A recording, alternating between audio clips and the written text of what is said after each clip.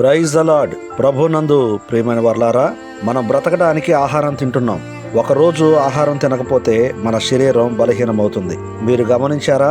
శరీరానికి ఆహారం ఎంత అవసరమో మన ఆత్మకు దేవుని యొక్క వాక్యము అంతకన్నా ఎక్కువ అవసరం. అందుకనే యేసు ప్రభువారు ఇలాగ చెప్పారు, మనుష్యుడు రొట్టె వలన మాత్రము కాదు గాని దేవుని నోట నుండి వచ్చు ప్రతి మాట వలనను జీవించును. మత్తయి సువార్త 4వ అధ్యాయము 4వ వచనం. యేసుక్రీస్తు 40 రోజులు ఉపవాస దీక్ష ముగించాక అపవాది రాళ్లను రొట్టెలుగా మార్చమని శోధించాడు. ఆ సందర్భంలో యేసు ప్రభు మాట్లాడిన మాట ఇది: ఆహారం మన కడుపు నింపుతుంది, కానీ దేవుని యొక్క వాక్యం మన హృదయాన్ని నింపుతుంది. శరీరాన్ని నిలబెట్టేది, బలపరిచేది ఆహారం. మన ఆత్మను నిలబెట్టేది, బలపరిచేది దేవుని యొక్క వాక్యం. ఆహారం లేకపోతే శరీరం బలహీనమవుతుంది. వాక్యం లేకపోతే మన ఆత్మ పాపానికి బానిస అవుతుంది. ఒకవేళ మనం రోజు ఆహారం తినకపోతే ఏమవుతుంది?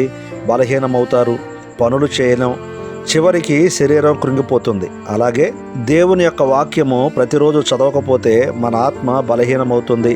పాపంలో, శోధనలో సులభంగా పడిపోతాం. సంతోషం, నెమ్మది, సమాధానాన్ని కోల్పోతాం.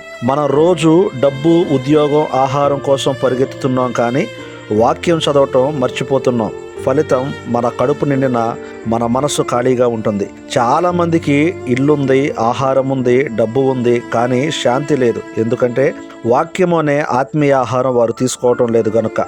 మన ఇంట్లో ఆహారం లేకపోతే ఎంత ఆందోళన చెందుతామో అదే ఆందోళన వాక్యం చదవకపోతే ఎందుకు చూపించం? మనం దేవుని వాక్యం మనలో లేకపోతే ఎన్ని ఉన్నా అన్నీ వృధా. మనలో వాక్యం ఉంటే మన ఆత్మ సంతృప్తి కలిగి ఉంటుంది. మరి ఈరోజు వాక్యాన్ని మీరు చదివారా? దేవుని నోట నుండి వచ్చే మాట మనల్ని బ్రతికిస్తుంది. దేవుని మాట మనలో పాపం, దురాశ, భయాన్ని ఎదుర్కొని జయించే శక్తినిస్తుంది. మనకు అంధకారంలో వెలుగై దారి చూపిస్తుంది. సరి అయిన మార్గంలో నడిపిస్తుంది. మన హృదయానికి శాంతి, సంతృప్తి కలిగిస్తుంది.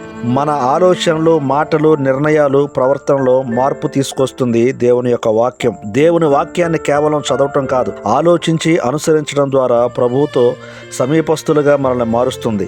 మన వాక్యానికి ప్రాధాన్యత ఇచ్చినప్పుడు మాత్రమే మన జీవితంలో, మన కుటుంబాలలో, మన పరిస్థితులన్నిటిలో మార్పు వస్తుంది.